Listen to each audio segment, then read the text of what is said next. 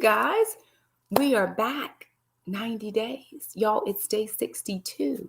We're working our way down. We're almost a third of the way in. I'm so glad you decided to join me tonight. Hello, Facebook and YouTube. Hey, Instagram. Thank y'all again for joining me. I think that I do want to say, thank you for trusting me enough to keep showing up. I know that everybody's schedule is different and you can join on the nights that you're able. Please do feel free to do that. If not, catch the replay. I do post it on Instagram. It's posted on all of my other social medias between Facebook and YouTube, both my YouTube channels. I have a teaching channel, but I find myself just doing everything on one channel because I never want what God does for me in my life or the ministry to be separate of my home channel. All of it is what we do for the Lord, right? I don't serve God separately in my home than I do out in the marketplace or the ministry. So I find myself just putting everything in one space, but I do have a separate ministry channel for, other things. If God tells me to do something specifically there, then I want to be obedient to that. With that being said, we're jumping in the 90-day no talk experiment. You guys, y'all are getting all the tea. I don't know why y'all just not, enjoying it all. Y'all are getting all of my life experience. Hey, ma'am, happy Resurrection Day, everybody. Jesus is not in the tomb anymore. He has arisen. And I'm so very thankful for that. It was something about them 3 days. Y'all, I'm going to preach 3 days one day. Not today, but one day I'm going to preach 3 days because a lot of stuff happened to me in 3 days. Hey, y'all, good to see everybody. The 90-day no talk experiment. This is my book. And so if anybody is interested in purchasing the book, you can purchase this on Amazon. It is available on Amazon, and I want you to be able to have it. I think it's a little bit over $16. Hey, Miss Vonzella, good to see you. Also, YouTube folks, I'm going to be live first thing in the morning doing my budget. I did not have time to film it again this month. So we're going to be live online doing the budget. I don't know what time yet.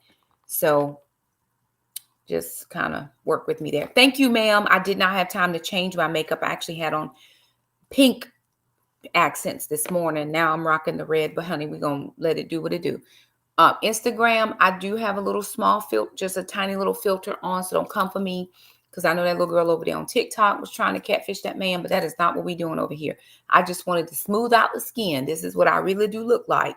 Just my skin is a little smoother with this little filter, okay? But I have on pink eyeshadow and I'm on red lips, so that is mine. And I still have on this eye stuff, but praise God, right? I'm here for it. Anywho, I was just thinking about it. I'm sharing all of my stuff, y'all. I'm sharing all the things I've gone through over the years. Thank you so much. I appreciate all the things I've gone through over the years. And the reason why I share, right? I mean, I don't have any secrets. I've pretty much told y'all just about everything there is to know. Really, I don't think I've not shared anything. Maybe haven't gone into gross detail on certain things, but I'd much rather you hear my mistakes or you see my process and not have to fall in those same pit holes or trip over those same stumbling blocks that I did. So that's why I share, right? I want, if somebody can learn anything from me, learn what not to do, right? That's the whole part. Learn what not to do. So anywho, I'm sharing it in the book. Anything you want to know about me, it's in the book.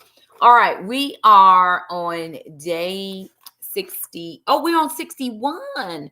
Oh, well, darn. Okay, we're on day 61. I have to update my title. Sorry, I got it wrong, y'all. We're on day 61. Wow, look at us. We just moving along. Tomorrow will be 30 days in. Look, and I don't feel nearly as exhausted as I did from the Love Dare. Man, the Love Dare just takes it out of you because you're dealing with marriage, and marriage is such a integral part of this life. It's such an integral part of what God wanted established in the earth. And when you have two people that are not pulling together but pulling apart, and you're trying to help them get back together, that's a hard space because you got to navigate you and them. In this study, it's just navigating me. I don't have to worry about anybody else. I'm going to talk a little bit about that tonight. But tonight is called He That Finds, right? He that finds. Proverbs 18:22. If you don't mind, would you share the video? I would love to get at least 5 shares tonight. Sometimes I get 1, sometimes I get 2. I'd love to get 5 shares tonight. That would be so helpful. It just helps pushes us out into the algorithm. And if everybody that's watching would like the video, that is helpful as well. Thank you so much again. Proverbs 18:22. This is in the Passion Translation. Again, I try to tell everybody, read the translation that matters to you, that means something to you, that helps you to understand what is being said. Because King James is hard. Now, I don't negate what King James does. I think it's a good study tool. You get the closest translation in King James, but I think sometimes people need just simple. You just need it real simple. So this is the Passion Translation. When a man finds a wife, he has found a treasure, for she is the gift of God to bring him joy and pleasure. But the one who divorces a good woman loses what is good from his house. To choose an adulteress is both stupid and ungodly. Tonight's section is called He That Finds. When a man finds a wife, he has found a treasure. A treasure is a quantity of precious metals, gems, or other valuable objects. Or it is a valuable object, a valuable person. So he that finds a wife finds somebody that has value. There's a lot of us on this watching this video, myself included, who have never been made to feel valuable. We don't understand our worth. We don't understand what we bring to the table. So when God, God chooses us, we don't understand why he chose us, because surely I'm not valuable enough to be chosen, at least not by you, because you're the King of Kings and the Lord of Lords. You are the Savior of the world. You are Jehovah, all the things. And so why would you be choosing me? And it's because other people in our lives have not made us feel valuable. So they have probably pretty much devalued us and everything we've ever done in life. And so that causes us to call into question why God would choose me. I am the least of these. I'd always thought of myself as the misfit. I never fit anywhere. But I actually found my family when I found the family of God. When I found the Lord, it was like, you're supposed to be here. You fit in this place. Don't go anywhere else. This is now where you are supposed to be. Don't go searching anymore. This was the spot that was made specifically for you. I think about Rudolph the Red-Nosed Reindeer. If y'all as old as I am, every holiday season, everybody wanted to watch Rudolph, and the little elf that was the dentist, right? And they put him on the land of the misfit toys. And he was just like, no, I want to be a dentist. I don't want to be an elf. Or I think he was an elf. Y'all help me. I don't want to be that. I just want to pull the teeth. And then Abominable, he had the little teeth egg, and the guy, he pulls out the tooth, and Abominable stops being mean, because this guy could help this person that nobody else wanted to help. He was only mean because he was in pain, but the dentist could handle the pain. He could take care of the pain. He could take the pain away. As soon as he pulled the tooth, he was back to his right mind, right? So you fit in places where you're helpful, you're needed. The gift that you have that's on the inside of you is necessary for this group of people. I tell the ladies quite often, I said, don't get stuck sitting here in Titus 2 with me. That was not God's word. He said, many women will come, many women will go. Your ministry will be like a revolving door. They'll come in, they'll get what they need, and then they'll take it back out into their sphere of influence. There are women that I'll never touch. There are women that I'll never meet. There are women that I never know. But the women who sit under me know those women. And what my job is to equip them to do the work of the ministry. And then they're supposed to go out and take what we're teaching, what we're learning together, because I'm not just teaching them and they're not teaching me. We're all learning together. But what they learn, they're supposed to then take out into their sphere of influence, because the truth is, I may not fit into their world. I may not fit into their situation. I may not fit into their age group. I have women older than me, women younger than me. And some women will receive and some women won't. But if I equip you enough, or whatever ministry you're sitting under, or wherever you are, if you're equipped enough to go out and do the work of the ministry, then here it is. This is your job to do. You fit somewhere. And your gifting is valuable, but we've never been made to feel that way. A lot of us, especially women in certain countries, women are not the same caliber, esteem of men at all. Women had to walk behind the men. Behind a man. Or if women, if girls are born, they try to do something differently to the girls because boys are more valued. When they don't understand that if you don't have a boy and a girl to create the next set of children, then you don't have anything. You need both of them to procreate. But, they ain't none of my business. I went back and I was looking up some things because I wanted to understand. It says, when a man finds a wife, he has found a treasure, for she is the gift of God. I always thought it said a gift from God. It said the gift of God, a gift of God. All God's gifts are good in both intention and effect. When this man finds his valuable object, his valuable person, she is going to be good for him in intention and effect. The things that she thinks towards him, feels towards him, her agendas are going to be his agendas, and then she's going to be as beneficial to him as she can. How can I help you? How can I serve you? What can I do for you today? No, you don't concern yourself. Let me serve you. A good marriage is built when the husband and wife try to outserve each other.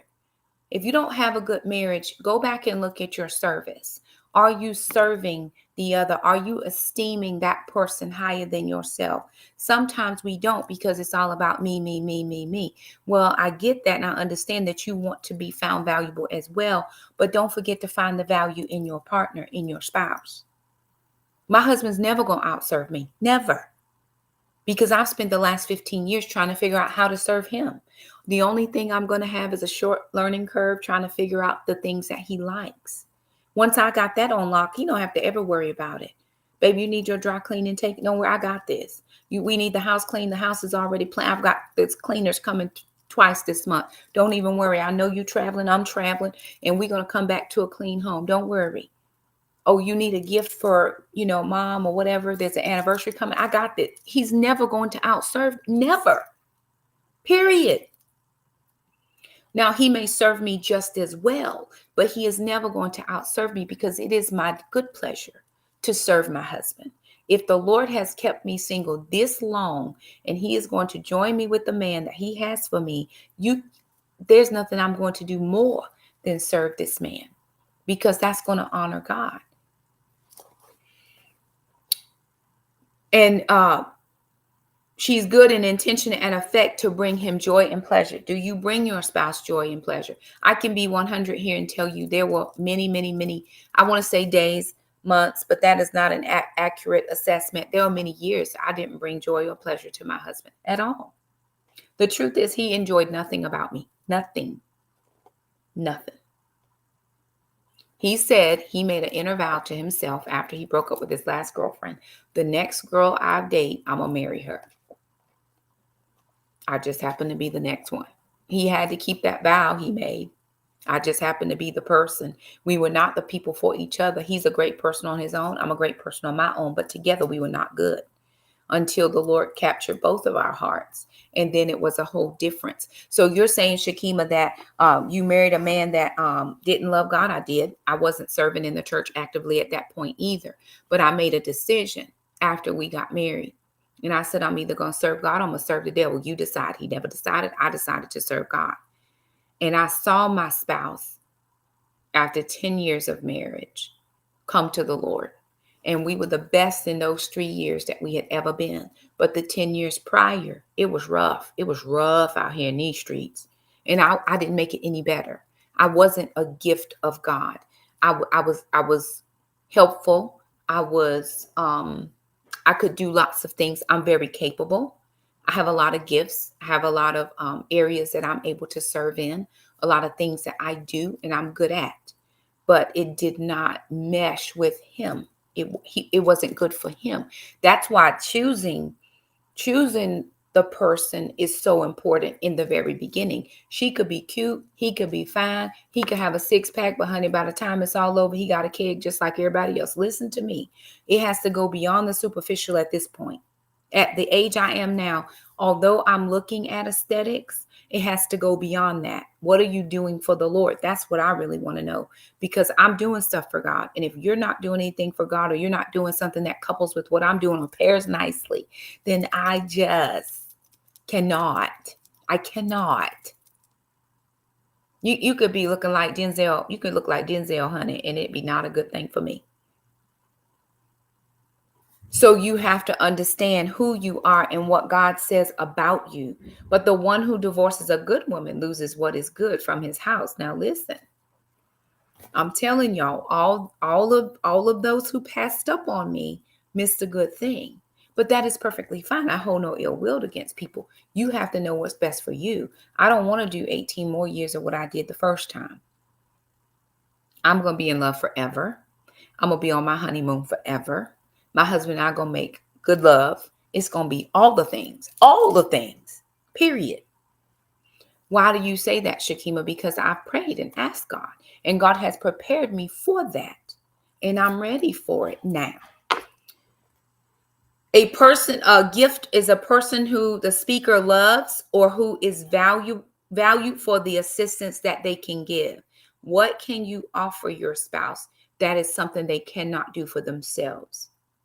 Right? I often hear men say, oh, I don't want a woman who is high maintenance. Well, here's the truth.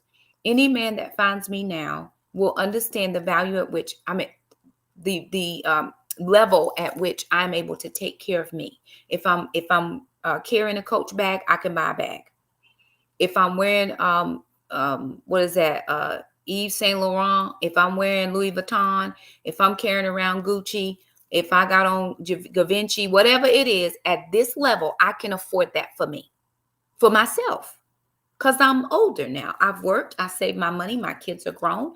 I work several jobs, I do all the things. So this is the level at which I can take care of me. So don't think you coming over here talking about, oh, she's so high maintenance. If you can't afford what I can afford, then I am too much for you. Because I'm just on a base level.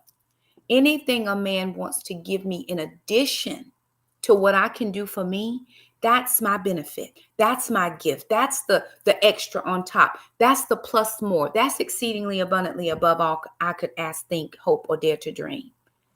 Right? So we get it twisted a little bit. If you know you can't afford what I can do for me, do not approach.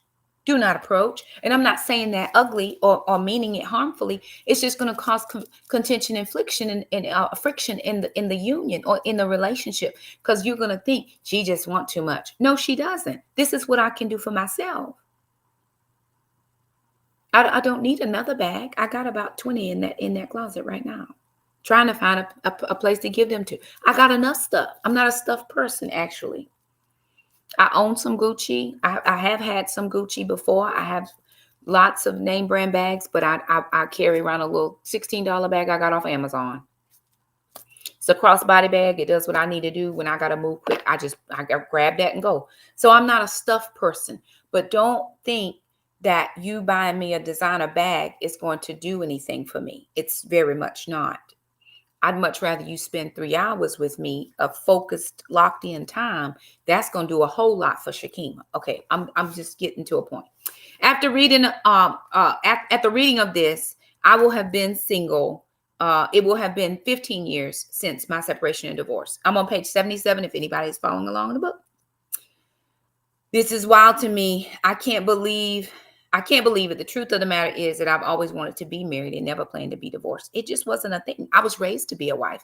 My grandparents raised me to be a wife. I was lovingly and affectionately known as my grandfather's little wife. The only thing we didn't do was what him and my grandmother did. I cooked, I cleaned, I did laundry, all those things. And I did those things for my grandparents because they raised me to be a wife. And I never in a zillion years would have thought that I was going to be divorced. When I got married and I said my vows, I said that before the Lord and witnesses. I often tell people, if you don't want me to say something when you decide you don't want to be with your spouse anymore, don't invite me to your wedding. Because there's a part in the wedding ceremony that says, those witnesses here, we have an obligation to say something when somebody is acting out. When you're trying to go over here and step out on your marriage and he don't want to stay no more and y'all trying to be divorced, I have an obligation to say something to you. Oh, nice. Amen. I have hope. I have hope in the Lord. I have not given God an age limit. It is as he wills, whatever he says. But don't invite me if you don't want my opinion when you acting crazy. Yes, I know he didn't do this, and this, but tell me what you did. Because see, I don't want to know about him. He is irrelevant at this moment and in this conversation. I want to know what you did or didn't do. And then we can work him in if that's necessary. But right now I'm talking to you. But I never thought that I was going to be divorced. And I thought I was a pretty good wife. Well, we already know what my ex-husband thought about that. He said, you're not the right kind of wife I need. Crushed me almost tore my soul out. I was in it till death do us part, but clearly we are both still on this side of glory. I'm slightly ashamed to admit when my ex left, I knew this. Y'all, I knew this on Mary, her little lamb, and his 12 disciples. I knew this in my spirit of spirits, heart of hearts, that I was going to be remarried in a year. I knew for sure within a year I would be married because somebody out there wanted me. I knew for 100%. Convinced. I could have taken that whole thought process, taken it to the place and bought a lotto ticket and knew I was going to hit the lotto because I was just that convinced. I knew I was going to be married within a year to the man of my dreams, and I would be happily ever after. I was certain nobody could tell me any differently. But oh well, that is not quite how it worked out. It just didn't work out that way for me. I don't even think I got off the altar for 3 years. And it was 6 years before the Lord told me I had permission to date. And it is now 9 years past that number. So I'm at 15 years. July will be 15 years. I 100% admit to not knowing anything at all. And here I am thinking I was so smart. It never crossed my mind. This is where we're going to stay for a minute, ladies. So if anybody is taking notes, take them, or, just file it away. It never crossed my mind, not even once, that I would need to heal from the previous 18 years of trauma that I had been a part of. Healing never crossed my mind. I just knew that one man was gone and another one just needed to step on in and all life was going to be great. Had I gotten someone 15 years ago, a year after I had been separated and divorced, I would have done major damage to that person. Major damage. And how do you know that, Shakima? Because I was damaged. I was just not right in my mind. This man told me I was not the right type of wife. I was called stupid. That wasn't going to work. This wasn't good. I was not good for anything. And here I am. I do a lot of things well. You all see it and comment on it quite often. I couldn't clean good enough. I couldn't decorate. I wasn't allowed to put pictures on my wall. I have a complex right now about putting holes in the wall because when I was married, I was not allowed to put anything on the wall. Nothing. If anything got decorated, he did it. I was not allowed. I couldn't have people over. I couldn't entertain. I couldn't do anything. Nothing. And here I am wanting, praying, hoping for somebody to come into my life, not realizing that 18 years I was with a person who didn't want me. He wanted what I could do for him because I was a good person. I had lots of giftings. But I was so messed up. I didn't think that I needed to heal. It never crossed my mind that I had bad habits and tendencies that I needed to be delivered from. Again, wasn't all him. Shakima owns her stuff. My mouth is quick. Say something. I got a rebuttal. Say something. Oh, I'm coming back with one. Oh no, my clapback is on point. Back then, right? It was horrible. I had to process that out. I had to realize it never crossed my mind that there were certain things that he probably asked me not to do that I did anyway. Oh, we arguing this thing out. I don't know where you think you're going, but wherever you're going, I'm going right behind you because we are finishing this today. Lots of things that I had to deal with. It never crossed my mind that I could do major harm or damage to a new man I was praying into my life. I never considered what toxicity I would bring into a new man's life. Don't ever think somebody else is toxic and you don't have traits, because when you mix toxic with whatever you got, there are some things that you get the residue. You get residual of that. I grew up in a very volatile household, arguing every night of the week, cussing, fussing, fighting, drinking, addictions, all the things. I saw men in and out of the house with my mom, never with my grandmother. My grandmother was married the whole time, but just crazy stuff. And here I am thinking that I'm going to go and find this new person, or this new person's going to find me. And I haven't dealt with any of that stuff. None of it. I never considered my children and how they would process a divorce or the introduction of a new daddy. Never thought about it. I just knew I needed a man. I didn't even consider if my children needed a man. Probably they didn't need anybody for a long time. They needed to get over the fact that their daddy wasn't here. So here I am trying to replace old daddy with new daddy, and now we got issues. Because old daddy, for whatever he said, ain't gonna let just new daddy come in and do whatever he want. Now we got conflict between the daddies. But it never crossed my mind. I just wanted what I wanted. I needed what I needed. I felt like I needed a person. Here's what I had done. Again, going back to my tendencies, my bad habits. I had made my husband my world. He was my world. He was everything. He was the air I breathed.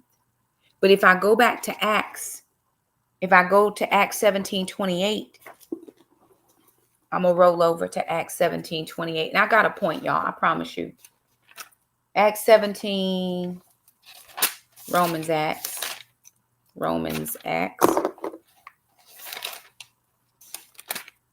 Nope. Acts, Romans. Oh, Acts, Romans. Sorry, y'all. 17:28. 17:28 says,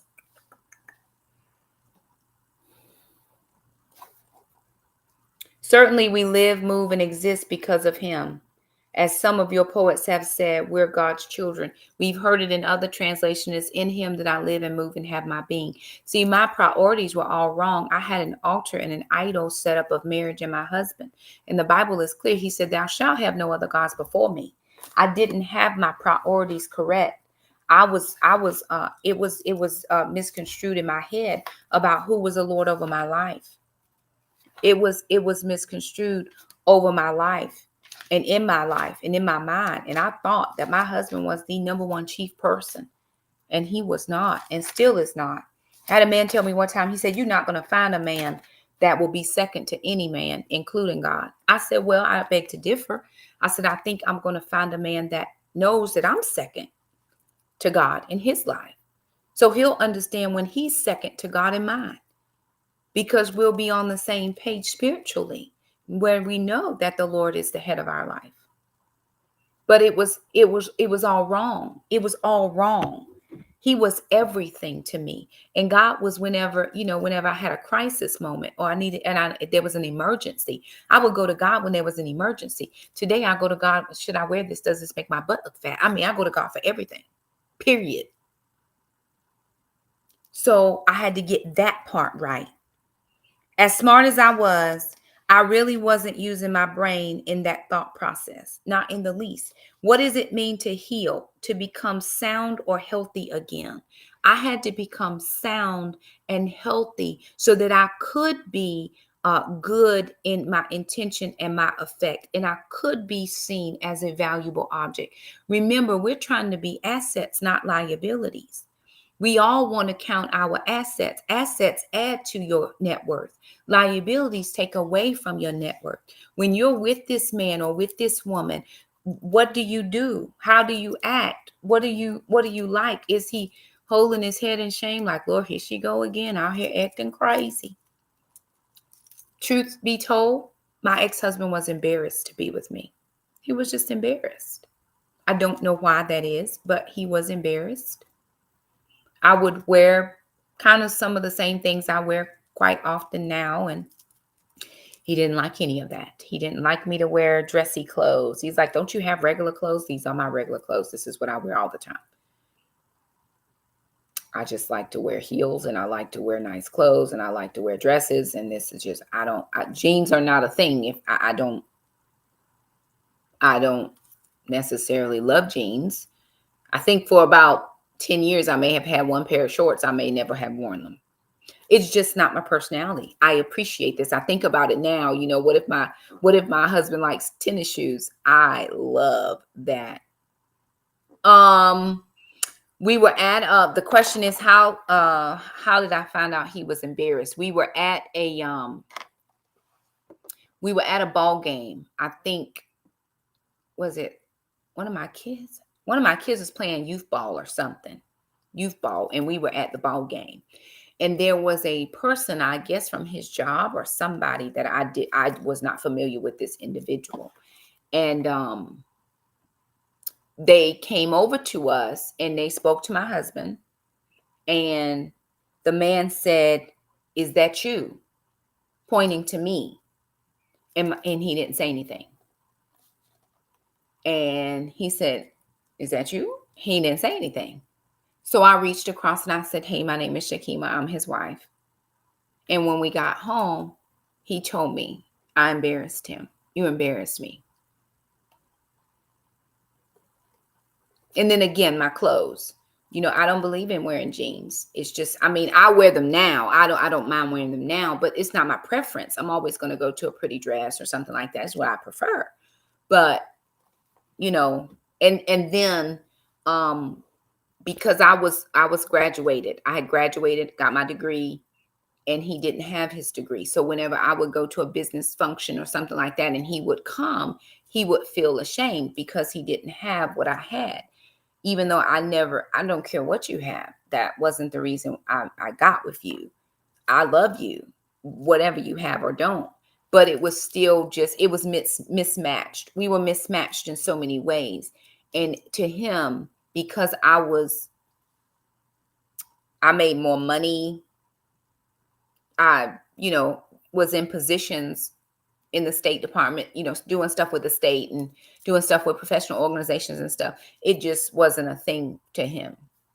So, I mean, at least I knew, had I known before, it would have helped me out.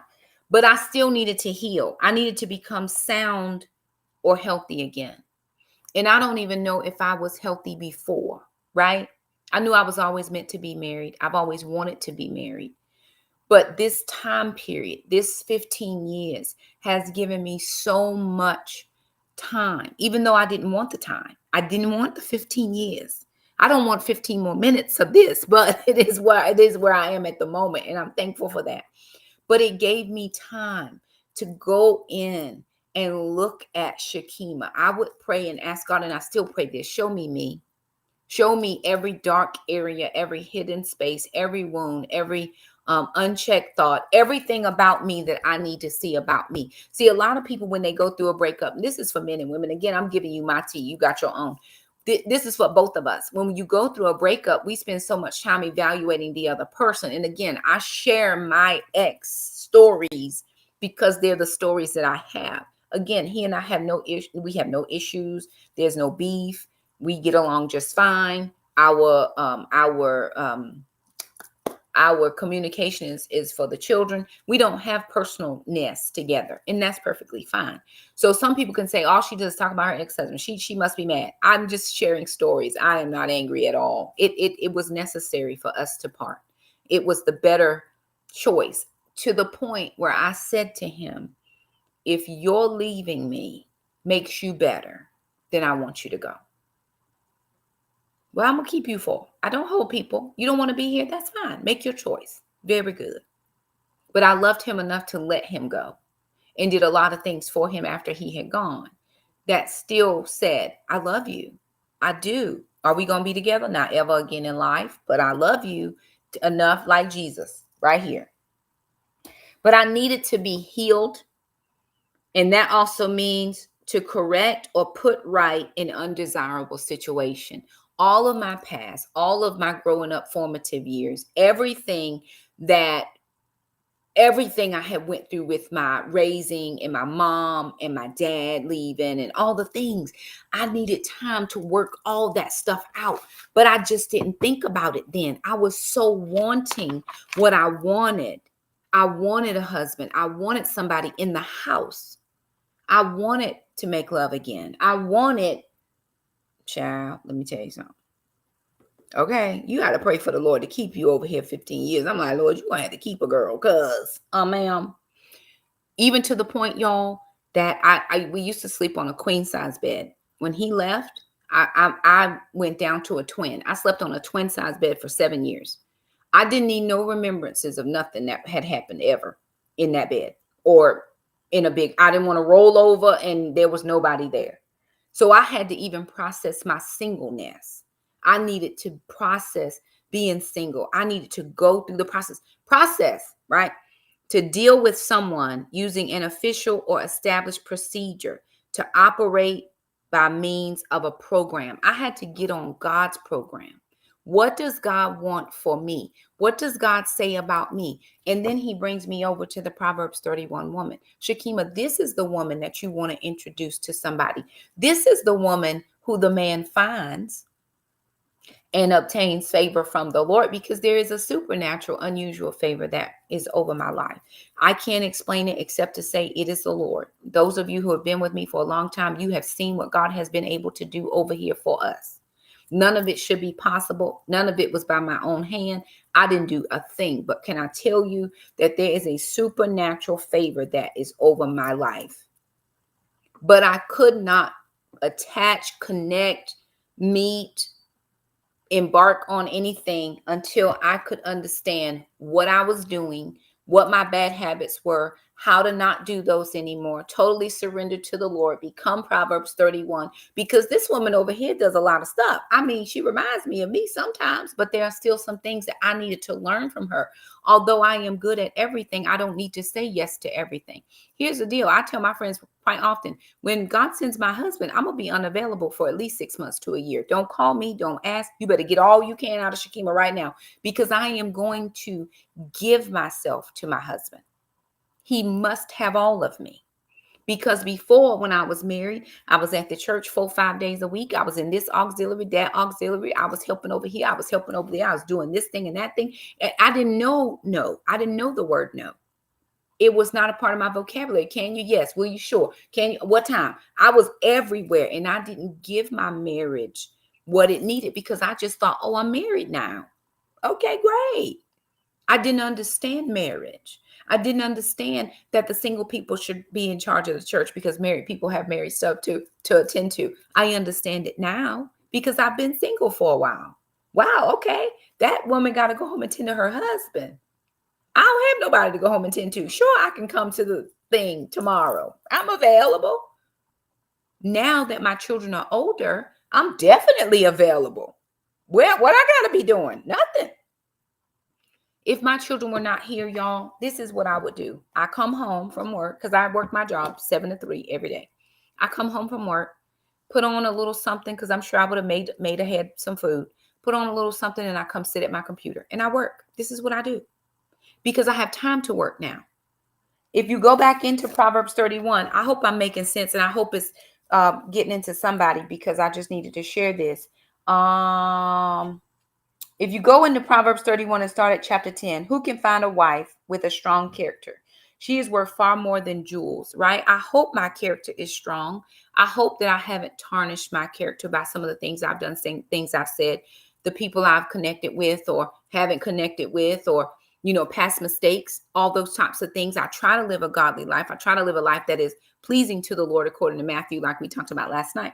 Her husband trusts her with all his heart and does not lack anything good.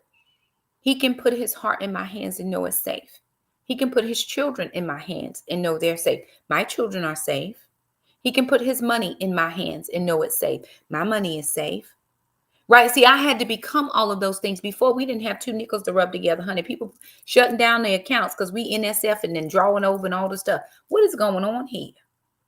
What is going on here? No, ma'am. Now I don't overdraw my account unless it's an oversight on my part, and I'm always citing. I'm looking and I'm working them numbers. When the Lord said no more Amazon, guess what? No more Amazon. I'm about to do what I need to do over here. And I'm like, okay, God.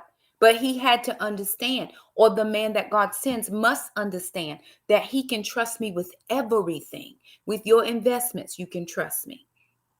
With your deepest, darkest secrets, you can trust me. Who am I going to tell? You cover your husband. You don't go and give everybody his game. You don't give everybody his business. Now, if you're being hurt, if there's something that's happening to you where your person is being harmed, of course, tell everybody. Tell anybody and everybody. Get to safety. But do not tell the deepest and darkest things that he's only saved and reserved for you. There are certain things about my ex-husband I will never tell to anybody except my new husband, because he needs to know this is what I have dealt with. And this is where I am with that. That's all I'm saying. She helps him and never harms him all the days of her life. He has to know that my intentions towards him are good, that I'm going to defer to his opinion, that we're going to at least talk about things before I make big decisions, that I'm not out to get him, that I'm not trying to manipulate him, because manipulation is as witchcraft. I'm not withholding the goods because he won't do what I want him to do. No, you're safe here. My body doesn't belong to me. And I know a lot of people think, oh, Shakima, you just saying that right now. No, ma'am. I am telling you. The word of God says, do not withhold yourselves from each other except for a time of prayer. Now, babe, how long we praying? Because he said, if you do, the enemy's going to find a foothold in your marriage. You will not get a foothold over here. He can have what he wants, when he wants, how he wants it. As long as it does not cause me to compromise my relationship with the Lord, we good. You don't mean that. Yes, I do. With everything that's on the inside of me, I mean that. She seeks out wool and linen with care and works with willing hands. She is like a merchant ship. She brings food from far away. She wakes up while it is still dark and gives food to her family and portions of food to her female servants. I get up early in the morning. I cook meals. Jackson cooks a lot of the meals now. That's just because he likes it. I don't need him to cook for me. Some women out here right now, they don't cook nothing. They just hire people to come in. My money ain't that long, and I'm not trying to waste it all on something I can do. So I get up early. I'm up every morning, 3:34, 4:30 sometimes. Sometimes the Lord will let me sleep till 5:30, praise God. But most mornings I'm up about 3:30 or 4 o'clock. I have things to do. And I'm up pretty late, still doing all the things. But what I am going to do is take care of my household. You don't have to worry about, I was in Alana's room today cleaning because we're having, the floors are getting installed. And I was in her room cleaning, and I'm looking at the level of dust bunnies. And I'm like, what in the world is going on here? She's like, Mom, my room is clean. No, ma'am, it is not. But I am here to help you. And it's the same for every area. I have touched every area of this house. And if I can't do it, then I hire somebody. You're too tired, babe. You can't do the yard. Don't worry. Mr. Jerome will be here. I've already scheduled out stuff. We know where we're supposed to be 3 weeks, 4 weeks, 5 weeks ahead of time. That's the type of individual I need to be for my coming husband, because I couldn't be that for my other husband. We weren't going anywhere. We didn't have anything to do. We were not serving ministry together. It was not a thing. But this time, who I'm praying for, because of the mantle that's on my life and the mantle that's on his life, I got to be on my A game. And I couldn't have done that 15 years ago. I needed time to get on God's plan about some things. I'm an entrepreneur. I work and I bring in financials. I don't need to come home. God give me a husband. The first thing I do is sit home. What am I doing at home? Unless he needs me to be his executive assistant, which I've been before. I was an executive assistant for 11 years. And yes, I can do all of those things. Now, if you want me to come home, fine. But I never want to hear that all you do is stay home all day and I have to pay the bills. Don't say that to me, because I'm very perfectly fine working. But if he desires me to be home and manage, I'll be home and manage. Okay, I'm moving on. She's all these things, right? She picks out a fields and buys it. She plants a vineyard. From the profit she has earned, y'all, I got a whole garden out there. I'm planting all the things. I'm trying to get my grapevine to come back. We trimmed it really, really, really bad. And so I'm trying to get my vineyard going out here. But I do all of the things. And I didn't do all of those things before.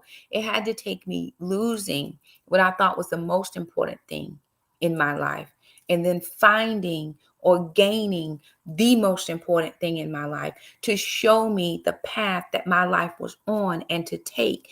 And now, 15 years later, July 2024 will be 15 years later.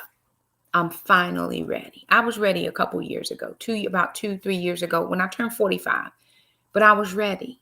This is the 3rd year from 45. I'm in my 48th year.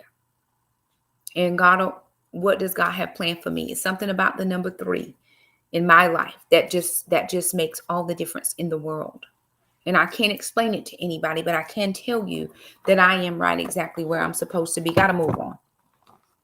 It took a long time for me to process everything that was happening to me, as well as what it was teaching me about myself and my future. I had to learn those things. And here's the thing: you say you can't teach an old dog new trick. Not true. You can teach anybody anything as long as that person is willing to learn. Anything, as long as that person is willing to learn. That's what you do. You teach. If I were going to be the woman who brought favor into the life of a man, I had some major work to do on me. We can't go back and try to fix the person. I have to fix Shakima. And really, I have no wherewithal to fix Shakima. Remember the woman at the well? She said, "Where's your husband?" "I don't have a husband." Said, "Yeah, and the one you with ain't right now, you ain't married to." A lot of us we got a lot of backstory. But when Jesus comes in and he tells us about ourselves, then we get ourselves together and we go out and tell everybody, "Let me tell you what Jesus did for me." Okay? That's where I'm trying to live, where what Jesus did for me, not what he needs to do or change or fix in my ex. That ain't my problem no more. He got a new wife to worry about that. I got to worry about Shakima. And then I can't bring all the old baggage into this new relationship, or I'm going to end up with the same one I had before. I think my pastor shared this with us. He said 20% of second marriages last. Only 20%, 80% of second marriages fail. I will not fail. I said to the Lord, if a second marriage will fail, then maybe I didn't say it, but I'm saying it now. I said it, but I'm sure not in these words. If a second marriage is going to fail, I don't want it. I don't plan to fail. Because I've done the work. I've put in the time. 15 years worth. Working on me, getting rid of the bitterness, getting rid of the anger, getting rid of the self-pity. Why don't anybody want me? Rah, rah, rah. Boo hoo hoo. All the stuff. I don't cry anymore about that. I just live. I live my life. I don't go out to places looking for men. I just show up. And wherever I am, this is me. I show up at places. I go out to different civic events and different church events and whatever. I don't go there thinking, "Oh Lord, is my husband gonna be here?" I just go to if you invite me, I come. I'm gonna be dressed, I'm gonna be cute, my hair gonna be did, my makeup gonna be slayed, and I'm gonna be whatever. If he finds me out there, very good. He gonna find something. I had to become that treasure. What was treasure again? A quantity of precious metals, gems, and other valuable objects. I had to become that valuable object. Everything I needed to be this treasure was already within me. It just had to be uncovered, cultivated, and matured. Everything that we need in us to live a godly life is already in us, according to 2 Peter 1:3. What we have to do now, if you go over and start reading in James tells you how to mature spiritually. And then we got to start maturing in other things. You got to get your health together. I've lost recently 80 pounds, 60 pounds this past year, 20 pounds previous, but 80 total pounds. Get yourself together. I plan to have a very robust, listen to me, I'm praying. I have prayed this for years. God, I need to have a robust love life. Robust. Because I've got time to make up for. I had to get my spending together. We're out of debt. We don't owe anybody. We're not going to have the money pressure. I'm not going to have money pressure. I had to make sure my children were healthy and well and have a good established relationship with their father, so they don't feel like their dad is being replaced, but they're getting a bonus person in their lives. I had to make sure that I was okay accepting my bonus children, if he has any. I had to make sure that my heart was big enough to receive those kids just like I received my kids. And how do I know that? Because y'all, I'm getting a son in love, and I love Keith just like he is my child. I didn't birth him, God knows, because his head is big, but I didn't birth him. But I'm very thankful that God has blessed us with him, and he is knitted to my heart just because he's with my daughter. And I love her. I love him. So that there's room here for whatever he has. If you have children, praise God. I'm happy about it. Whatever. I had to make sure, though, that I had enough room, because I can't treat my kids this way and your kids this way. They all the same. Everybody gets the same. Everybody gets the same Christmas present. Ain't no favorites up in here. I had to work on my communication. What am I hearing you say? Can we sit down and discuss? I'm unable to discuss this with you right now. I'm feeling an emotion. I need a timeout. Here are our boundaries for discussion. If we're going to discuss, I'm not going to bring up the old stuff. I'm not going to cut you and try to bring up stuff that hurts you or wounds. I'm not, but we are going to need to discuss these things. I had to set up those boundaries. I had to make sure that I had my friend group intact. And I had to make sure that they knew there are things about my husband I will not discuss with you. I love you. You are my ace. You are my girl. You are my person. I'm not going to discuss my husband with you. I will not uncover him. I just won't. The only time when that needs to be discussed outside of you and him or your pastors is when you are being harmed. That needs to be immediate. Go to your nearest hospital, law enforcement, fire station, go somewhere and get yourself some help. But if these are just things I don't like, things he doing, stuff that's on my nerve, we're not uncovering him. We're going to work this out between you and I. I had to make sure that I could deal with in-laws. Okay, as old as I am, I assume he is my age or older, somewhere around in there. Aging parents are a real thing. Can I take care of his parents? My mom is passed. My father is married, so his wife is there with him. Can I take care of his parents if they needed that from me? If he said, hey, we got to take mama because daddy passed, or I got to take daddy because mama passed. Do I have that capacity? Can I handle his schedule if he travels? Well, God has given me a travel ministry, so I know the life, right? All of those things. I just had to uncover what I was able to do. I had to cultivate it, and I had to mature into some areas because there were some areas that I needed help in. The weight was one. It took me a minute to get my finances together, but once it clicked in my brain how to do it, I got it. It just took me a minute, but I got it. You're safe here. You're safe here. My eye's not going to be turned to another man just because he got a 6-pack and you got a 2-pack. I'm partial to 2-packs. I'm on a diet. Remember, 2 is enough. Very good. Kind of like a diamond. It's within the coal. It just takes a process to become visible to the one who needs to see it. I read some let me see.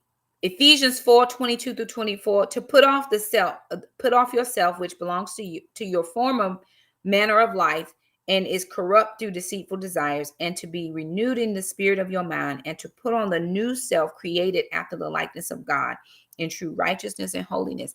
I had to not be who I was before. I had to be somebody new.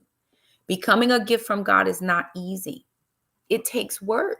You got to unpack every single bag you got. You got to unpack the change purse, y'all. We so busy worried about the big suitcases. Then we'll go down to our smaller, carry-on bag. No, babe, you got to even unpack your change purse. You got to unpack it all. You got to take it all out. Right now, if I showed y'all my living room, I would be mortified because y'all know I don't roll like this. But I have 2 bedrooms worth of furniture in my living room. And I am forcing myself not to go in there, at least try to organize the stuff in the living room, because I know as soon as the floors get done, I'm going to be able to put it right back. But I have these tendencies. I can't deal with a whole lot of stuff at one time, but it's in there. But I had to unpack it all. And as we were unpacking stuff, I'm like, oh, this can go in the trash. That's trash. How about this? You got to unpack that stuff. Keep what is necessary and throw away the stuff that's not. Everything that ever happened to me before is not necessary in this new relationship. It's just not. And nobody should have to pay for somebody else's mistakes. You should get your own turn to have your own experience with me and I with you. Judge me on myself, not on her, because I'm not her. I just say to a man one time, I grabbed his face. I said, I'm not her. I don't know what she did. I'm sorry. Can I apologize for her? Because she's making my life horrible. I've only dated one man in 15 years. 6 months too long. Should have been 6 days. 6 days was enough. And I won't make those mistakes again. I won't. With the Lord's help. It's not easy, but it's worth it to the person receiving the gift. Think about it. When God wraps you up and he puts you in that box, and that man or woman begins to unwrap you, and they begin to see, oh my goodness. When the man is on his knee and he opens up the box, this is not about proposal, but just a illustration. When he opens up the box, she pulls out the ring. She is like, this is the most beautiful thing I've ever seen. Now, her mother got on a 14-karat diamond the size of your eyeball. But to her, this is the most beautiful thing I've ever seen. He spent time. He looked. He had it custom made. He got the band the right size. I love this cut of diamonds. She might like a princess, and this is an oval shape, and she thinks it's the best thing ever. I'm just like all the things. That is what you are to someone when he opens the package and he's like, oh my God, you're the woman I've been waiting for. I've been praying for you. I've had everything else under the sun. That's something else you got to deal with. You got to be able to process his past, because it is what it is. Everything before me is irrelevant to me, unless he still has little children and we still dealing with ex-spouses and baby mama stuff. If that's okay, I got to deal with that. That's fine. But everything else, who he been with, what he did, where he took them, how much money he spent, because he might have spent it all on her and ain't much left for you. That's okay. I know how to manage finances. Let's do it together so we can all get into a good rhythm here. You got to learn how to process all of that. To become that gift is so worth it for the other person. Because once you give the best of yourself to them, hear me, by the Holy Ghost, y'all married folks, listen, and those who want to be married. Once you give them the best of you, they're going to give you the best of them. It'll be a reciprocal relationship, if not a plus more. This woman is doing everything. She's checking all the boxes. What do I have that she cannot have? I'll tell people quite often, I know how to get all of a man's money. Right? Because that's all we hear. Get your bag, girl. Get the bag. Get all his money. I know how to get all of his money. You want me to tell you? You want the tricks? You want the secret? Let me put you up on game. Okay. A man will give you all of his money when you respect him, when you honor him, when you esteem him above everybody else, when you protect him and his secrets, when you don't devalue who he is, when you put that S on that man's chest. I tell my ladies quite often, you are the one who puts that S on your man's chest. When you make him Superman, when he knows that if you're crying in distress, he can go in that phone booth, pull off them glasses, open up that shirt, and come to your rescue, and you are thankful for everything he has done, he'll give you every dime he got. You can have the credit card, the number to all the passwords, all the PIN numbers. He's going to give you everything because you have given him everything. Don't withhold your body. You got a headache every day. Now you wondering why Barbara over there spending up all your money. That's all I'm saying. Okay. But if you want to get that's how you get it. Honestly. And you didn't have to do anything manipulative for that to happen, because the way you love him flows from a love of the Lord. It's a life pleasing to God for a woman to love her husband, to esteem her husband, to respect her husband. I know in Ephesians 5:22, it says for the husband to love his wife. I get that. But for the wife to respect her husband and esteem him, he give you every dime he got. Every dime. All right.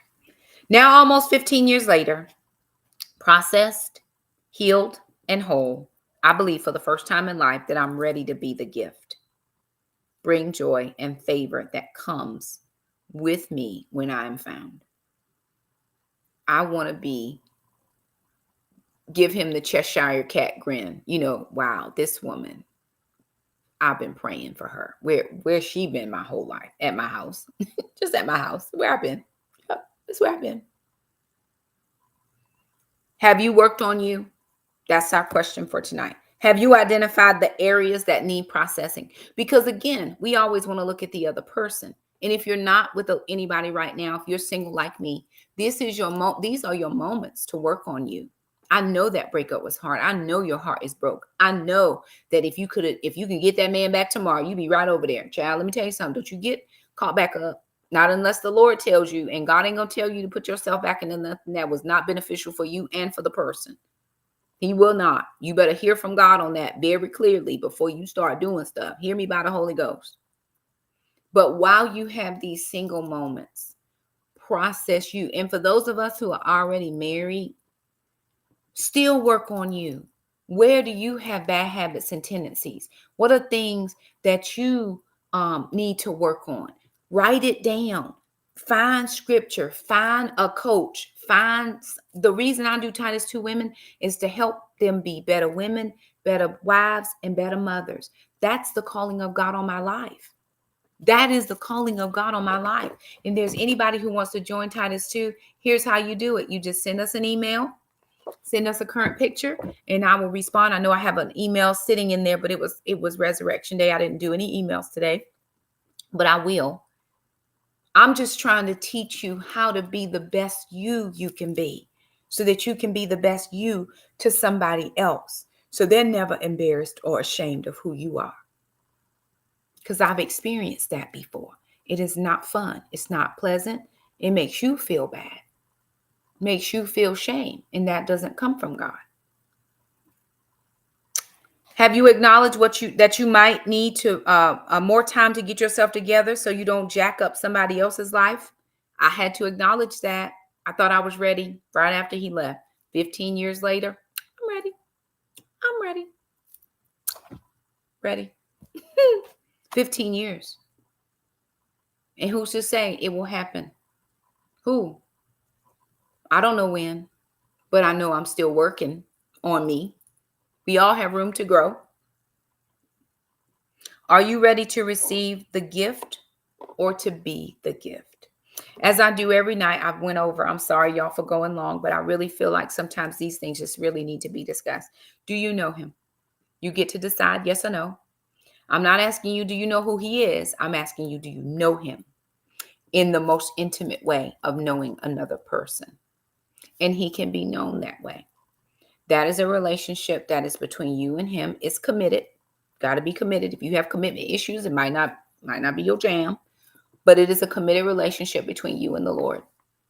There are certain things I might not do as much as other people, but me and God, we locked in. I'm locked in with the Lord. I love God with everything that I have. I love him. And because I love him, I'll know how to love somebody else because I love me now and I didn't always. He wants you to know him. His friendship is available to you. And not only that, but he also gives the free gift of his Holy Spirit who walks through the healing process. He walks you through that healing process. I'm rooting for you. All righty, you guys. Thank you so much for joining me tonight. Tomorrow night, day 60, my glass tabletop desk. Tomorrow, we're talking about my glass tabletop desk. If you would like the video, share it if you're able. I'm trying to get 5 shares tonight, y'all. Invite a friend tomorrow. I do appreciate you joining me so much. I hope these are helpful to you. I'm giving you all the game. That way you don't stumble like I did. It's not necessary for us all to stumble. You can learn from my mistakes. Anywho, love you guys to the moon and back, and we will see you next time.